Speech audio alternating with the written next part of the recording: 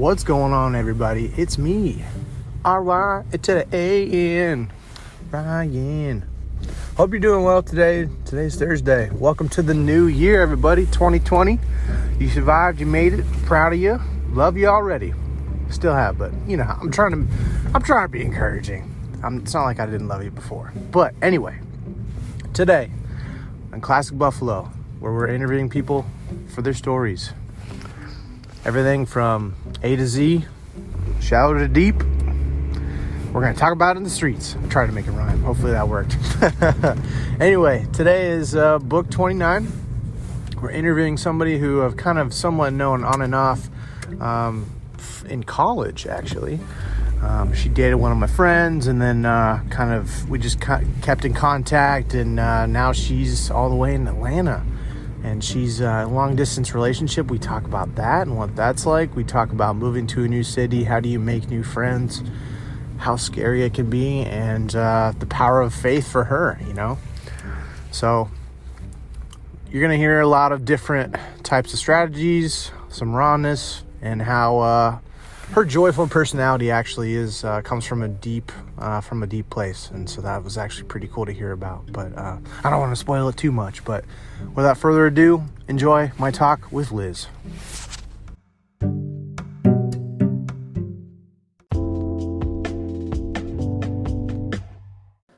Yes, hi. Is this Liz? I'm looking for someone named Liz. That's me. Oh, is it? Yeah. Sweet. I dialed the right number. Perfect. I'm glad you did. Is this Ryan? Sure. Yes, this is Ryan. Okay, good. Thanks for joining me. You're live from your couch. Are you in Atlanta, or are you like Purdue? No, I am. I'm in Atlanta, Georgia, right on the perimeter, so very on the outskirts, but I'm in Atlanta. It's warm. I am all snuggled in, drinking tea. Yeah. It's a good night. It's a good Wednesday. Have you graduated from Purdue yet? Because I know you're kind of you're either a junior or a senior. Yeah, no, I graduated in May, so I've made the big move. I'm an adult now, or whatever. Or at least I'm trying to be. Or whatever. It's totally crazy. I know that's probably difficult. I travel back to Purdue quite often because I travel for work and stuff. So I feel like a lot of people might still think I'm a student, but I'm not. So. Wasn't your internship in Atlanta? Did you get your job like with your internship? No. So it's crazy. I was freaking out. I was a senior in college doing the whole, like, I'm not going to have a job. I'm not going to be successful. I was a mess. And I ended up going to this career fair and talking to this company kind of randomly. They were like one of the first people I talked to just to settle my nerves and make me just not freak out. And they told me they have this, the company was Airmark, and they were telling me that this year-long kind of development program that they have where it's kind of rotational, and you get to see like all aspects of the business world, whether that be marketing, actual business, sales, service, technician, blah, blah, blah, like lots of stuff. Very rotational, very flexible. And that kind of sounded perfect for me because I've never really known what I wanted to do, which is why graduating daunted me so much. So I talked to them and I interviewed with them. I ended up getting the job in this position. And it's really nice because it is a year long. So it's temporary, but it's also like it's fully salaried. It's not an internship. And after the year ends, I can go, depending on like what I've liked from what I've seen, I can kind of go anywhere in the company, whether that be geographically or like department wise, because it's a national company. So I'm like, it's been really good. I've heard of Airmark, but I don't know what they do. Yeah, so they actually do a lot. So they have 12 different lines of business, but overall they do facilities management, food management, and also like activities. So the line of business that I'm in is refreshments, which is like coffee, snacks, and like stuff like that for corporate businesses. But our other lines of business are leisure, which is like hotels and restaurant management. We have like corrections facilities. We work in prisons and like make sure everything's going there. We do higher education, which is where a lot of people hear of them just because they'll see them on campus. And then the reason I got really interested in them is they also, one of their lines of business is sports and entertainment. So they manage a lot of big like event venues, a lot of stadiums, parks, and I would love to get into that division.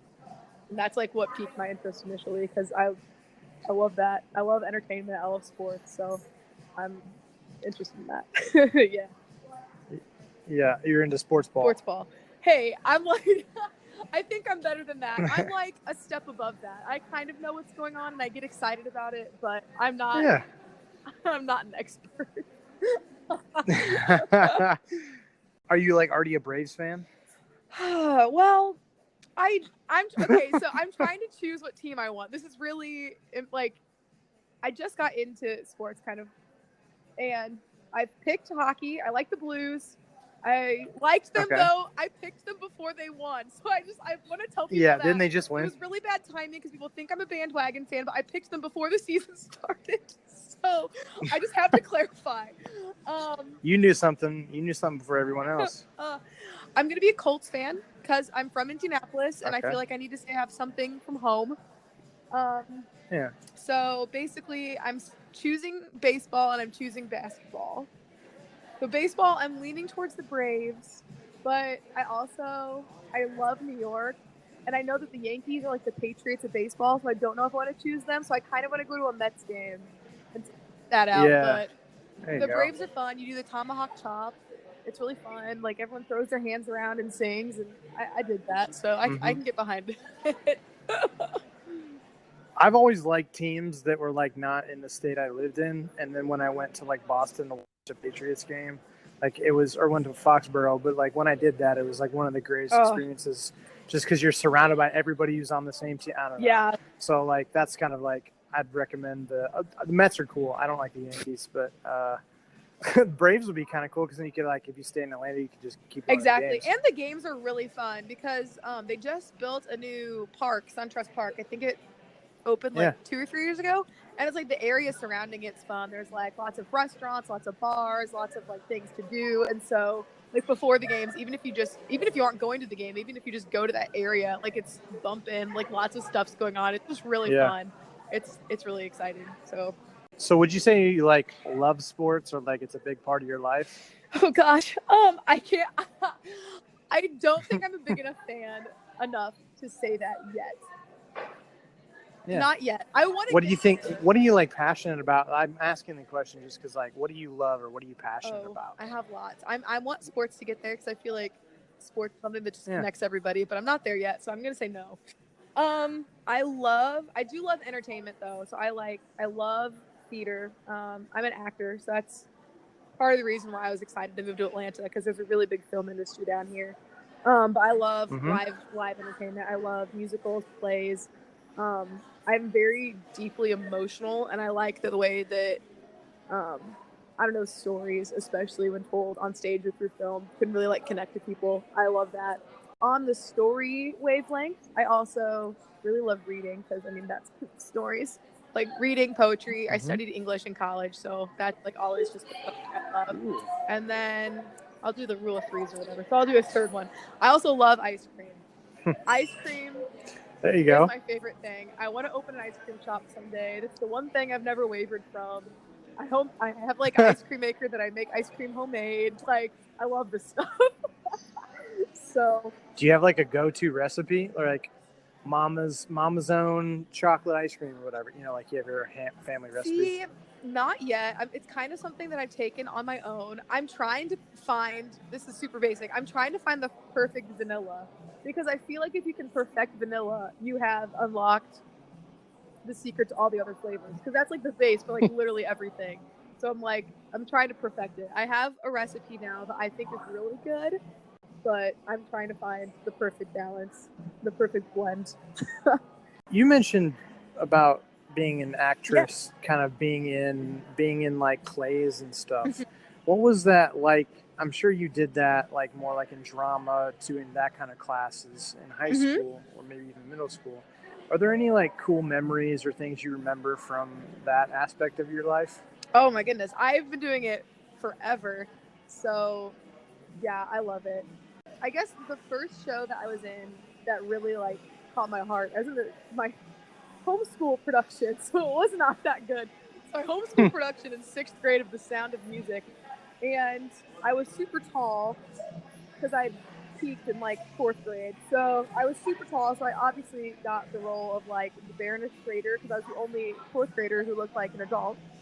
I loved it. I like got to be all sassy. I got to sing 2 songs that they cut out of the movie, but like in the stage production, they still exist for this woman. So I got to sing like 2 songs. Everyone clapped for me, and I was like, "Oh my gosh, I freaking love this!" And I feel like from there, what turned into like me just like paying attention because I was a brat child, but has really like evolved into something kind of like I said, like I just love what that art form can do for people and how it can connect to people. And I studied it a bit in college. My college journey was like very sporadic. I did a lot of things, but I did it a bit. I did some plays. I did a feature film actually in Lafayette last summer, I think, right before my Whoa. scene, which was awesome. And so I'm like, I feel like I've grown now, and it's more than just like an applause and attention. It's actually something that just like brings me joy, just because of the way I've seen it impact me, of the way I've seen it impact other people. I love it. I've always been a person who's fascinated with the things that are not ordinary, you know? Like, I mean, even right now, I'm like in my job, I go to work at 9, I come home at 5, I work out, I eat dinner. And so for every once in a while, I get to do fun things like talk on a podcast and drink tea. But I don't know, entertainment is something that, whether it be you go to an art museum, whether it be you watch a movie or go to the theater or go to like a baseball game, like entertainment is just something that brings people together and releases you from whatever worry or whatever your mundane, your life doesn't have to be mundane, but whatever your like daily routine is, entertainment just breaks you out of your shell. And then art specifically, oh, I don't know if I know how to explain this well. I just feel like there's something so deep and personal and connecting about art. Whether that be, yeah, like I said, whether it be your painting or writing poetry or acting. I'm like, there's just something that connects you to that human place where we all are kind of like the same. And yeah, I don't know if that makes sense, but yeah. Yeah, it does. And maybe every person goes through this. I don't know. Maybe it's just me, but like growing up as a kid, when my family was like in museums or art shows, I'd like just run through and I'd be like twiddling my thumbs because I don't want to be there. But now I'm like, I could literally just walk around, take my time and like look and like spend time at each different piece and be like fascinated. Yes, exactly. Oh, yeah. And music. I forgot about music. I don't know how I could forget about music, but that's another one. So, gosh, music's so awesome. Definitely. Have you always been so chipper? Because you're a very positive person, and even, I mean, when we've met and you've done modeling and kind of knowing you, you've always kind of been a fun person, someone who's positive. And I'm trying to think of how to answer this question because, yes, I feel like I have always been very upbeat, very positive. I think that positive is probably one of my bigger strengths. But I will say, I feel like in the past, not now, this is something I've had to work through, but I feel like in the past, especially in like middle school and high school, when life is just full of angst and you're insane, and I feel like I definitely used my positivity and like my personality kind of to make people like me or to find a place where I belonged or to kind of be a chameleon and just like fit in, because a person who's positive and kind of like talk to people can talk to anybody. But just because of like the way that I was raised and like the environment that I was in at that time, even though I was positive on the outside, I really feel like that was hiding a lot of like emptiness and anxiety and desire to be like connected to other people, and I just felt like I wasn't. But I used my personality to kind of like patch that up. But I feel like just because of that, then I also became very angry at other people because I was like, why am I not connecting? But it was because I think I was inauthentic. Yeah. And I think even now, I can talk a little bit, that changed, but even now I think people can think it's inauthentic. I think it's authentic now because I really am pretty joyful. And if you are a close friend of mine, I'm like, I'm not always like this. Like, I'm a deep person. I'm not like I'm like just twiddling my thumbs and like blonde and laughing all the time. Like I have a deep side too, but I usually reserve that for people I'm very close to. But as far as the positivity being authentic now, something that really changed for me was my freshman year of college. I went to Purdue. We mentioned that, but I came into Purdue kind of unwillingly almost. I was planning. I grew up in a Christian household. I grew up a woman of faith or whatever. But just because of how I viewed the world and about how I felt like I had been treated and those kind of perceptions, I didn't really want anything to do with it anymore, because I was like, no matter how much I'm nice, no matter how much I like really try, I was like, people just don't. They kind of suck. So I was like, I'm over it. So I was gonna go to Wheaton actually. I like really wanted to. In Chicago. I'm like, it's a great school, has a great program. It's supposed to be like renowned in the Christian world. And I was like, this is it. Like, this is what I want to do. And then towards the end of my senior year of high school, I was like, I just can't do that anymore. I can't. And so I ended up going to Purdue, like on decision day. I was like, never mind. I surprised everybody. And I went to this. Psych. Yeah, I was like, psych. Sorry. And I decided to go to this massive public school. I went because it was the only public school I applied to. And it ended up totally changing my life. My first semester there, I was really exploring what I believed in, whether or not I believed in God, whether or not I thought like Jesus was God. I was like, what do I believe? What have I been taught? And I did like some crazy exploration. And yeah, that first semester, I really got connected with some really authentic, just very deep friends that I didn't find through church, that I didn't find through any Christian organization. Literally, these people that God just put in my life to show me what Christianity looks like at its like truest and most like authentic self, and then also like through like scripture. I don't know. God just really revealed Himself to me that semester, and really just took hold of my heart and was like, "You need to chill," and knowing that like God has chosen me, and that like even though, I mean, look at Jesus' life. I'm like, people really crappy to Him. Like, He literally died, and yet He was so like calm and peaceful, and He forgave people. And I was like, I want that. I want to be able to live with like a spirit of forgiveness and a spirit of like actual like love. And I feel like in my searching and like in God finding me and really like making me His own, I feel like my joy now is actually like, that sounds like so cliche. My joy is complete, but like it is. Like I feel like I'm very at peace with like the world and my surroundings, even if things don't go as I want them to. That was kind of a tangent. Sorry. But, that's all right. Yeah. It's accurate. Yeah, so that's where I'm at now. I think a lot of people judge what they don't understand, and that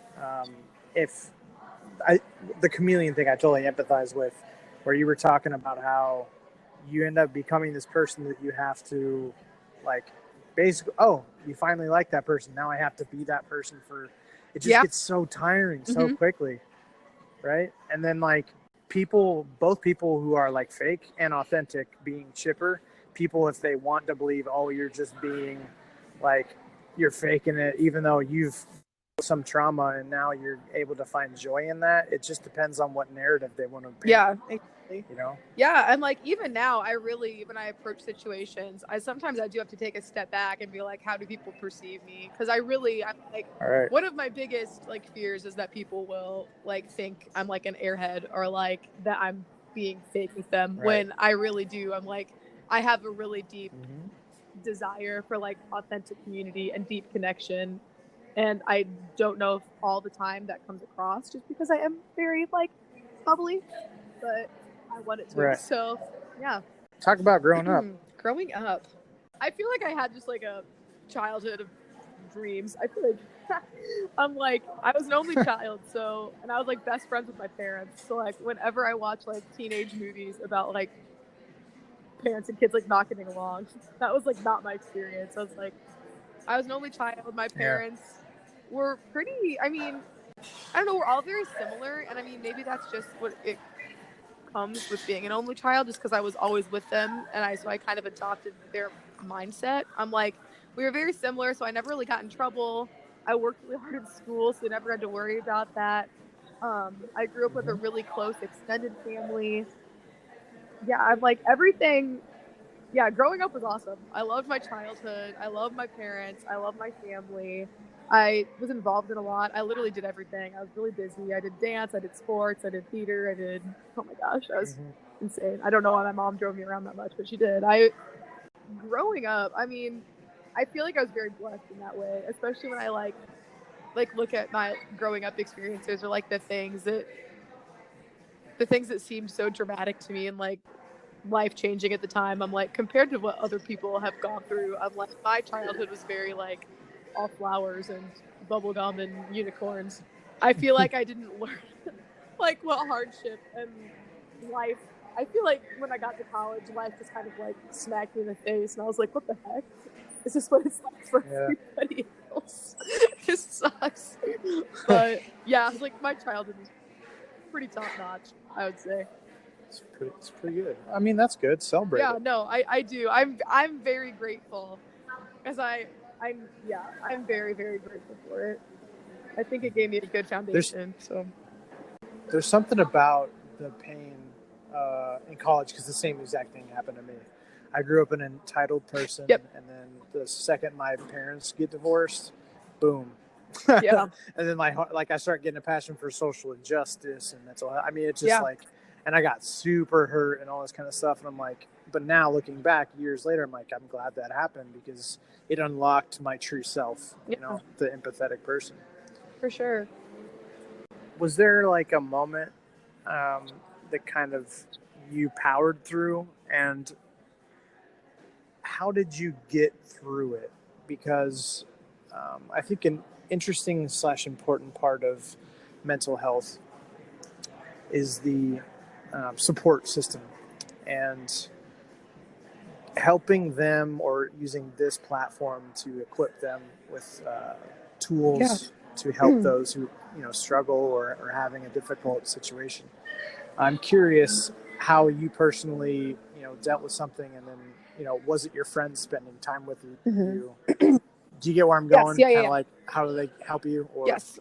what were you thinking about and stuff like Yeah, I can definitely talk about that a little bit. I mean, this is a very recent example for me, but kind of like I mentioned earlier, I got this job. It was a very that? random, kind of sporadic, like I really just spastic. I just needed something because I was so freaked out about Right. graduating and not having a job and what that would look like to people and success. So I just freaked out and I was like, okay, I'll take it. It's only a year. I can do it. Mm-hmm. And I also wanted to prove to myself and to other people that like I can do anything, because Atlanta, Georgia is very far away from Indianapolis, Indiana. Yeah, It's kind of. like 8.5, 9 hours driving, which to a Midwestern isn't horrible, but it's definitely too far for a weekend. I don't think I fully thought about that in conjunction with who I am as a person. I don't know anyone in Atlanta, not literally no one. I have no friends. I have no family. And I'm a very social person. And I was like, I'll be fine. I'll Yeah. make friends. And I really don't think I thought about it. And so I got down here in like July. And I remember my mom left. I just sat here in my empty apartment at the time because I didn't have a couch or a bed yet. And I was like, well, this is sad. Um, and Yeah. it didn't really hit me like the newness of the situation. Like I started my job, finally got my couch, I got to decorate my apartment.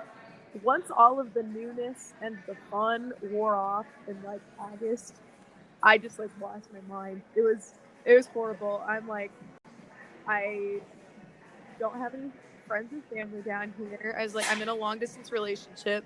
I mean, it's just a struggle in general. And then I'm like, my job, I mean, it's great. My company's wonderful. I feel like I'm learning a lot. But just what I'm doing right now, I'm in business development, which is it's like the other side of sales, basically. So I spend a lot of time driving. I'm in my car a lot. I'm meeting clients, but when I'm meeting clients, I'm not really connecting with them. I'm talking to them about coffee. So I spend a Yeah. lot of my time alone. I'm only in my office once a week, and I live alone, which I've never done before. So Yeah. coming to a new place and being so completely alone, I really didn't know what to do. I didn't know where to start. And then there's also this part of me where I'm like, I still don't really know what I want to do. but I know that I want it to be purposeful and I want it to be meaningful. And I kind of was like, was this like a step in the right direction, or was this just hindering me? Like, did I cop out? Like, I'm in the business world, I'm in corporate, I'm not doing anything. Like, I'm selling people coffee, I'm selling them Doritos. Like, am I doing something that's like worthwhile? And so I really hit a slump there where I was like, I don't know how I can make it out. I have never like, yeah, I've never struggled with anything like that before, but it was like I just did not know what to do. I was really down in the dumps. I couldn't figure out what my next step was, and all I could see and like all I could feel was just like how desperately sad I was. So, oh gosh, how did I get out of it? Because I'm out of it now. I'm fine now. I mean, I'm still kind of sad and lonely, but like I'm definitely like not. I'm working on it. Better. I feel like something that really helped me is that, I mean, like I spoke about a little bit before, like I'm a pretty strong believer. Like, I'm a Christian.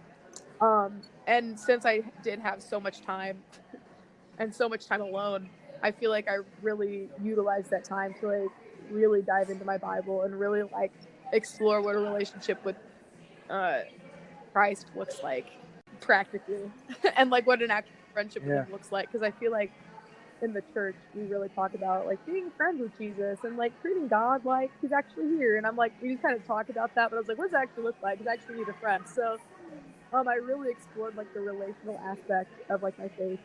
And then also I have a great support system at home. I had my friend Megan called me literally like every other day just to be like, how are you? How's it going? My boyfriend helped a lot. Like, he compliments me in that I feel like I can get very in my own head and get stuck on these loops of like, oh, this sucks. It's not going to get better. I'm stuck here. And it just like goes in circles. And he's very good at being like, okay, like, here's a solution that you're literally just like not thinking about. And I'm like, okay, you're right. And he's very good at helping me like get out of that mental whatever. So yeah. I'm like, if I'm talking to a general like audience or whatever, I would say like if you have a faith or you have a religion, I'm like, when you're alone and in crisis, I'm like, that's when you cling to what you know and what you believe. If you have like the option, definitely. I'm like close friends. And then something that's been helping me now is I'm trying to get involved in things. I'm trying to get out of my apartment so I don't go crazy. I'm like trying to find like what I'm passionate about and something to like keep it going, you know? Well, what do you think is the key to maintaining a healthy long distance relationship? Because I've never really been in a long distance relationship before. I'm just curious what's helped. Yeah. First of all, I would say I would not recommend being in a long distance relationship unless you're 1,000% committed and you know that this is a person that's worth it, because it's so incredibly hard, especially this one. Just because Luke, my boyfriend, he's in Pittsburgh, which is about 12 to 13 hours away. So it's not driving distance, which means it's expensive to see him, and we can really only see each other like once a month, it's been hard. I think the most helpful thing in a long distance relationship is your mindset. Just to people that I've talked to who I've seen that they're scared of long distance relationships. Usually I feel like they approach it with the mindset like long distance is the reason like we're going to break up because we won't be able to handle it. And I don't think that's the way you should approach it. The way that Luke and I approached it was we could break up. That's always like in any relationship like that. That's always an option. It's not a fun option, but like it always exists. Right. But we really went to the mindset of long distance is not the reason that we will break up. Like, long distance might reveal things in our relationship that we could not see when we were together. It could reveal red flags that we didn't know were there just because of the nature of it. But we would never want the reason we are not together is because we just can't handle like the pain of not being together, because that doesn't seem like a good excuse. And if you're planning on being together long term throughout life, you're going to face things that are a lot harder than being 12 hours driving distance away. Like, life's hard than that. Right. So I would really like challenge anybody who is going into a long distance relationship to really like look at their mindset, look at their motivations, and really like make sure that it's worth it and something that's worth fighting for. And then secondly, what helped me and Luke a lot is we were very, very diligent in planning when we would see each other. we're both leaving in July. We went to Starbucks and like sat down for an hour and we're like, what are our expectations? Yeah, like seriously, it's like, am I gonna call you every day? Are we FaceTiming once a week?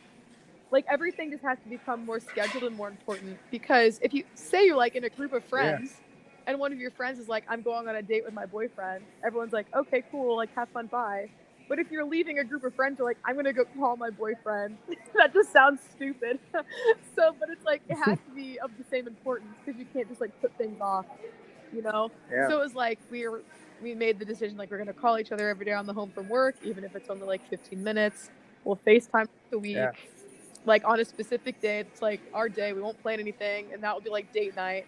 And then we sat down and we're like, what weekends do we want to see each other, and how long do we want to go in between like visits? Which I'm like, that helped because I have it on my calendar. So whenever I get sad, I can be like, okay, I can make it 2 weeks. Yep. Like that's fine. I'm like, I think it really helps to be like planned. Which is sad because it takes away some of the spontaneous elements of a relationship. And I'm like, you can still do that stuff, but it makes it like you're working for it, so it seems like it's worth it, you know? I guess it's perspective, right, though? Like, it could be, this is just set in stone temporarily until we can, if this is somebody I want to be with long term, until we can be in the same place, then we can be more spontaneous and a little less. Yes, also having an end in sight. That's helpful. I'm like... Okay, so is that the plan? He's going to try and get to Atlanta? Well, so it's to be determined. So he works for a company called Siemens. They do like... Oh, yeah. They do like engineering things. Oh, he'd be so embarrassed if he heard this. He probably will too. Oh, no. He's an electrical engineer. So he does... Okay. He's very smart. He works on trains. He does rail automation. He's a genius. But anyway, he's also in a rotational program. But his rotational program is by like what he's doing, but also location. So he's in Pittsburgh now. Then he's going to Louisville. Then he's going somewhere that is undetermined. And then he's going to New York, and then it's over. And then he can go anywhere in the country. So our plan as of right now is for like, depending on where I'm at when my program ends in a year, if I can get close to him, definitely. But if all else fails, I'm like, I know that in his rotation, he can come wherever I am. Yeah, which is really helpful, because it's like, if this was indefinite, I don't know how anyone would do it, because it's very taxing. It's hard. So do you know anyone else in your life that's dealt with anxiety and depression? Oh yeah. Oh, for sure. I have a couple friends. You don't have to say anybody specific, but kind of. I was like, right. I've had a lot of friends. Shout out Janice. Yeah, and I was an RA in college, so I'm like, I dealt a lot with like mentoring girls like through all of that too. So I'm like, I feel like I'm very familiar with it. Yeah. Let me, since you just said that, what's like one of your favorite experiences mentoring women as an RA? Oh my gosh, all of them. I loved my job. I did it for 2 years. It was wonderful. No, I feel like I've been hitting on this a lot. So I'm like, I love community and I love deep relationships. That's like my thing. It's what keeps me going. And so my first year as an RA, I had one girl who lived on my floor that we just like, I really, really feel like we bonded. She would come in my room all the time. I would always have food in there. And I feel like, I don't know, it's like life on life relationship. Like it's a friendship, but also I'm like, as an older person, older, I was like a year or two older after that. But like, I love that, where it's like, I could come alongside her, hear her issues, or like just let her talk. And if I could offer advice, like whatever, like I would do it. But oftentimes I think a lot of people just need someone to listen to them. And I love being able to be that person. I feel like I was really able to do it with that one girl, but I mean, over the course of my 2 years, I think I had like, 130 residents or something like that. And I'm like, I hope that even if I wasn't able to be like super deep and close with every one of them, I hope I impacted them or was able to be like a safe space for all of them. So I think that's very valuable to have, whether that be like an RA or just even if you have like a mentor, I'm like, or a counselor, really anything. I'm like, I think it's really important to, have someone to be able to listen to you. Yeah, it doesn't have to be a counselor, but if that's always helpful. No, even if it's just your best friend, I'm like, it really doesn't matter as long as there's someone who you trust. Do you have like a motto or like a mantra, you know? Yeah. Something that I've really learned and come to really live by this past year, really, probably since, like last fall, is that life is not linear. It's not like from point A to B. It's not a straight line. You could go from point A to point A.1 and A.5, and there's like, I don't know. And I think it's very important to remember that so you don't get down if you're not where you want to be, because there's still possibility to get there. And just because something doesn't go as you planned, or just because something isn't the way that you thought it would be, it doesn't mean it's bad. Sometimes things aren't good and bad. Sometimes they're just different. That I think that's something that I've really had to like learn and really like shape my perspective on. And I really like cling to that now, where I'm like, life is not linear. It does not look like a line. Yeah. It's like more of a squiggle, like a spaghetti or something. Like a spaghetti. A singular spaghetti. So are there any like movies or TV shows, any type of media that you're like, oh, that's really underrated for what it's about, you know, plot line, what went into the making of the show or the movie that you really like? I think I don't know if this is underrated, but this makes me sound like such a basic white girl. I love Pride and Prejudice, but not the old one, like not Colin Firth, whatever. The 3-hour long one that one's overrated. The new one with Keira Knightley, I say new, it's probably like 10 years old. I think it's beautiful.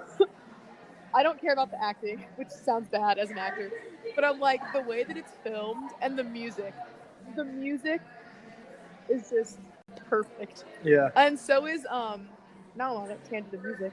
I also love the music from the live action Cinderella from Disney. Also, I think that movie is just underrated because everyone loves the live action Beauty and the Beast and the live action Aladdin, but like live action Cinderella did it first, and it has beautiful themes of forgiveness and redemption. It has wonderful score, and Lily James is beautiful, and I'll like fight anyone. That's the best live action movie. It was the first one, it was the best one. So, but both of those make me sound very basic.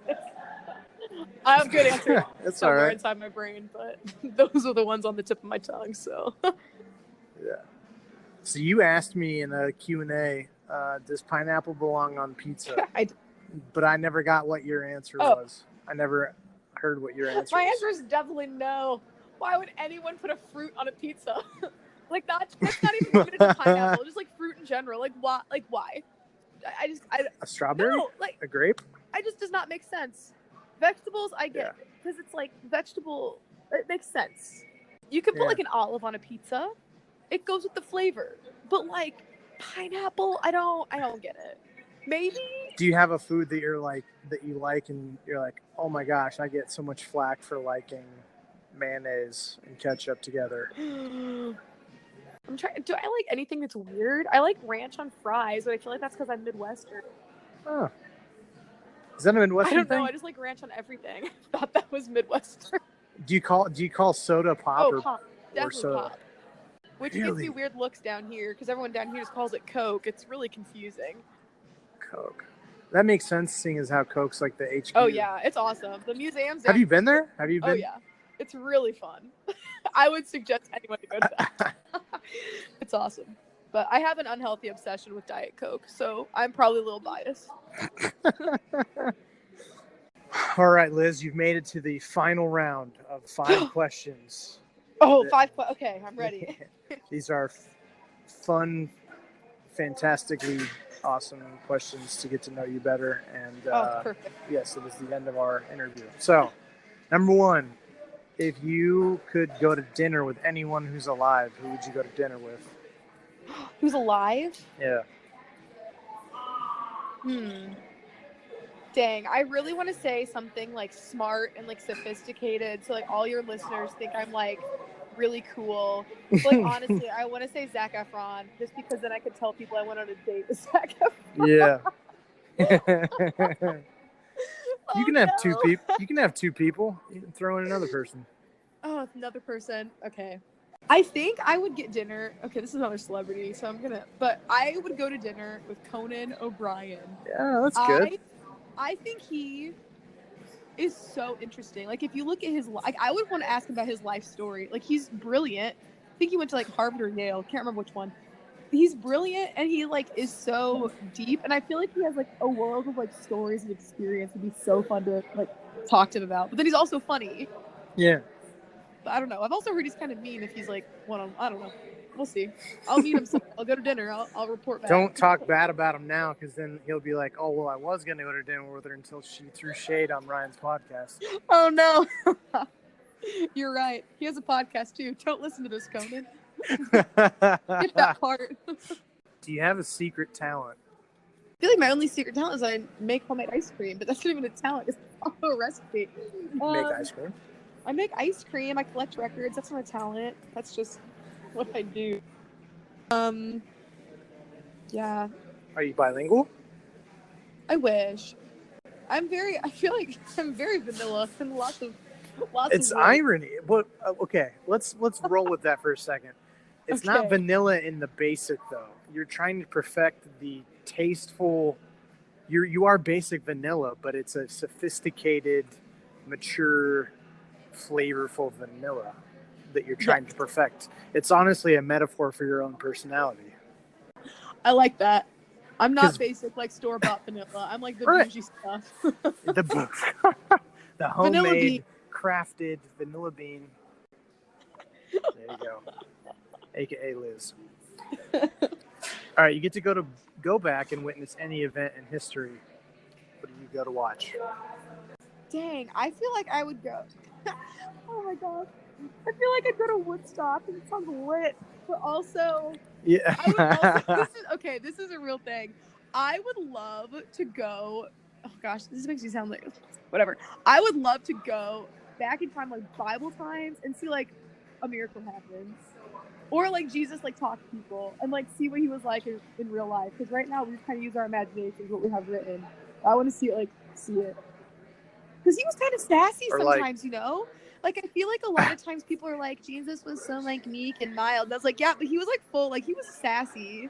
Like, I want to see him just, like, slap down some Pharisees, like, flip a table. I want to see that, you know? Flip a table. Or, like, see preteen Jesus. Yeah. Like, where he's just going through puberty. Exactly. Right? Or, like, that one time his parents just, like, casually, like, leave him at the temple and just, like, hangs out there. He was, like, 5 or something. Like, I don't know. I feel like that would be fun. Like, they're like, are you a time traveler? Like, no. No. It also sucks because you don't know the language. Yeah, I'm not fluent in Aramaic, so that would be pretty rough. Yet. 2020. That's our on the list. Bilingual. Let's say that you're about to be, someone comes up, you're like, all right, Liz, I'm this kidnapper and I'm sending you to a deserted island, but I'm going to let you take one item, some food, and one person. Who do you take with you? So I already have food, so I don't need to bring like a knife or anything to like kill things. Okay, well the food is easy. I would bring tuna noodle casserole. Because I thought you were gonna say ice cream. No, ice cream doesn't fill me up. It just brings me joy. Tuna noodle casserole brings me joy, but it's also filling and delicious. And I mean, it's like pasta, but also tuna and also potato chips. So like, awesome. Yeah, it's also very Midwestern of me. I can't escape it. Do you want to bring a knife or a sword? Yeah, I feel like I'd bring like maybe I'd bring a hatchet or like an axe, because I could hunt with it or whatever. But I could also become like an awesome axe thrower.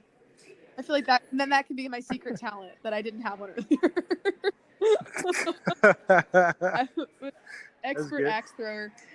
And then if I was gonna bring anybody, I wouldn't bring anyone like, I would bring my best friend Sammy, because I feel like I could spend a lot of time with her one-on-one and I wouldn't get annoyed, which I can't say about a lot of people. So I'm like, I'm a stick with her. She's really chill. What if you accidentally throw an axe at her? She might not be as chill. He'd probably be offended. Hashtag triggered. Hashtag really triggered. All right, last question is, what's your favorite part of yourself? I think as a person, I am very hospitable, and I like that. I like to open my home.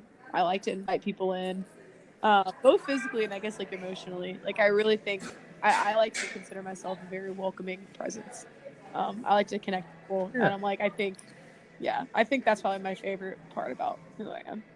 It's probably also the biggest part, so it's convenient. Yeah. I totally get that. That. So we are at the last part. It's one of my favorite parts, and it's where you pick one person in your life, significant other, family member, whoever you want, but you're gonna like encourage them, pour into them. Thanks so much for doing XYZ, and you're a light for me, whatever you want to say, and then you're gonna tell them that you said this so they can listen to this part of the podcast. Oh, I like this. This is so fun. Dang, I think I'm gonna shout out my BFF, Emma. I have lots of Emmas, but you know who you are. You're such a good friend. You've been with me through so much, through so many hard times, and I know right now life isn't super easy and it's very confusing and you have a lot of emotions, but I think you're handling it like an actual champ. I'm so proud of you. I'm so proud of everything you've accomplished. I'm so excited that you're doing what you love, and I don't know. I think you have a really bright future, and I'm excited about being there to watch it all happen. Shout out. Well, you did a good job today. Yay. Thanks for letting me join. It's been really fun. I like this. Yeah. It's been a long time coming, and I'm proud of you for pushing through the difficulty of moving to another city and just trying to figure stuff out, because I know what that's like, and it's kind of hard, but I also know what it's like, how difficult it is to make friends and all that jazz. But from what you just kind of shared with us and stuff, like your strength and just your fight for positivity and your relationship and spirituality, it's admirable, and I think it's going to inspire other people to keep fighting. So thanks Ryan. For sure. Yeah, I'm like, thanks for doing this. I'm like, I've been listening, so I'm like, I think it's a great podcast. I love what you're doing, and I was really honored that you asked me to do it. It's been really great.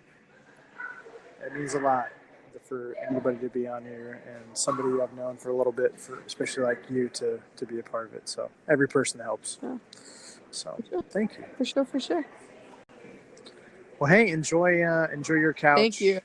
And keep killing it. For sure. Thank you so much. You too.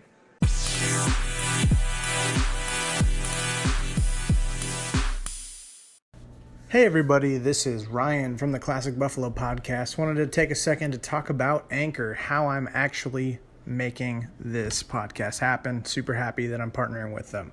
So, Anchor is actually the easiest way to make a podcast. I've done my research. This is basically the best way. I promise. It's going to give you everything you need in one place for free, which is the best part. It's going to have tools, so you don't really need a fancy schmancy recording guy. Anchor's going to be helping you out there, and then they're going to distribute the podcast everywhere to Spotify, Apple Podcasts, Google, everything. And then you can also make money with basically no minimum listenership, which is kind of rare. So hop on Anchor as soon as you can. Thanks.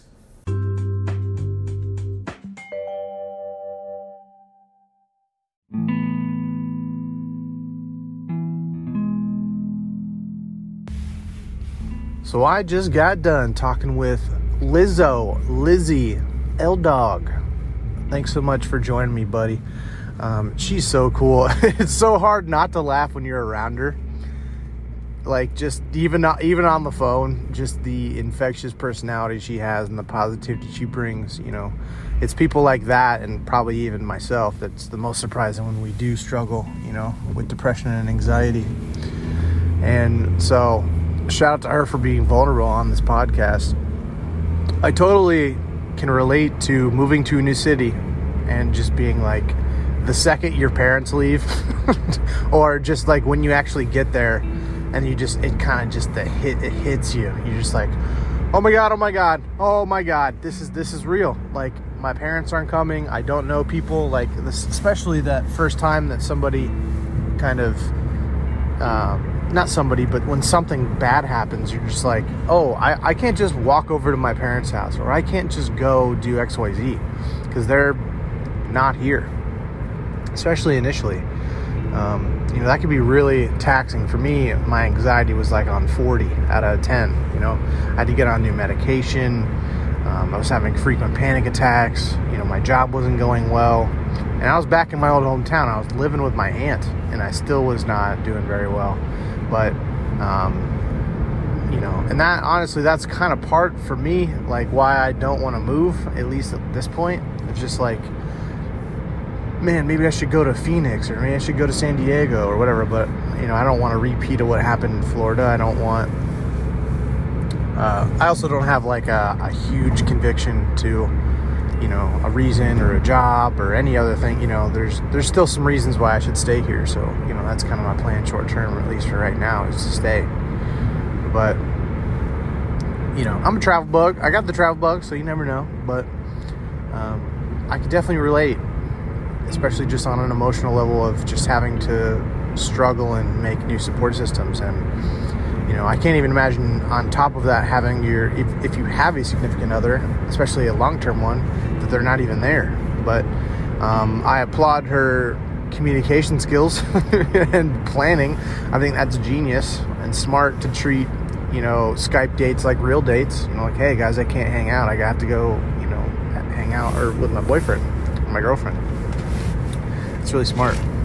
So I definitely recommend that strategy. Also, the same thing with like using all of that quiet time to pursue some form of a higher being or some form of personal development. I think that's really smart. I think for her, using that time to grow her own relationship with God or whatever you view as a higher power was really good. Makes that anxiety kind of get away. I think sometimes for me that worked in the past when I was a Christian, is to bank on that and to really lean into that, because a lot of times, and I probably have mentioned this before, but when you go to church or when you're a believer of something, you generally have a commutable place, like a mosque or a synagogue or a church, like that. So they have people there and when there's people, you can meet them, and there's like a common interest. So, or, like bowling night or girls night, guys night, whatever, they usually have something like that, or even serving projects at those types of places, and those types of religions are known for that, especially hospitality, or usually they are. So if you are somewhat religious, I would lean into that, at least try if you haven't.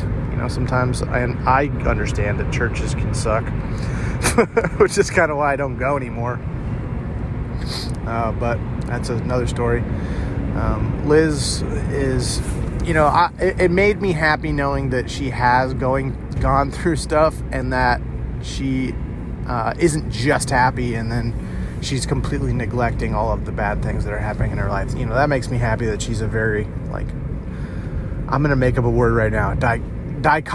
Nope, tried, didn't work. I was trying to combine the dichotomy, but make it like dichotomatical, maybe? No, that's not a word. Let's not use that. I'm still keeping it in because it's funny. But anyway, a lot of times you don't have the dealt with root in people. You have people that are just happy because they're trying to avoid the reality of the negative situation or the reality of the sadness or whatever. I've definitely fallen into that pit, and this is why I'm mentioning this, is that it's very common for people. And it was nice to see that she has had that background, but she is ultimately able to deal with it, or has dealt with it, and then is able to be happy from like a deeper place, which is nice. So shout out to you. 5 gold stars, 5 points for Gryffindor. Nice. Harry Potter reference for anyone who's into that. Not really my thing, but I know people like it. So I'm trying to be cultural and referential in this podcast. Trying to be cool. So any whoozle be, it's 2020.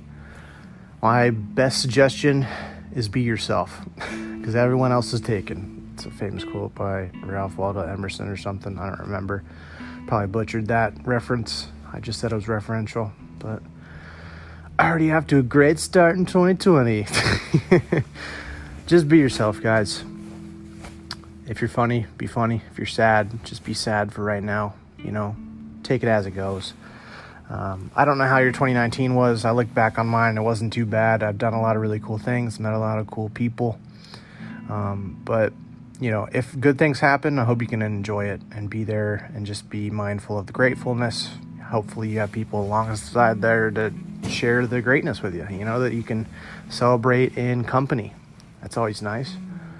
If bad things happen, I hope that you get through them. I know a lot of you guys are a lot stronger than you think, and you need to know that. So if bad things come, sending good vibes and hoping that you can get through some things. If it's neutral, which is probably the most time of the year, I hope that we're able to be mindful and find some good out of it, or to just kind of get through it. I don't know. There's going to be all three. There's going to be stuff that just is, some really good things and some bad things or hard things this year. So whatever happens, I hope, know that you can handle it. That's my best wish for you. Handle the good, handle the bad, handle the neutral, whatever happens. I don't know what percentage is going to happen. Nobody really does. But, just go out and do your best, because you can't do better than your best, as my dad would always say. So next time, we're going to be episode or book, what we call them, 30. We made it 30 episodes.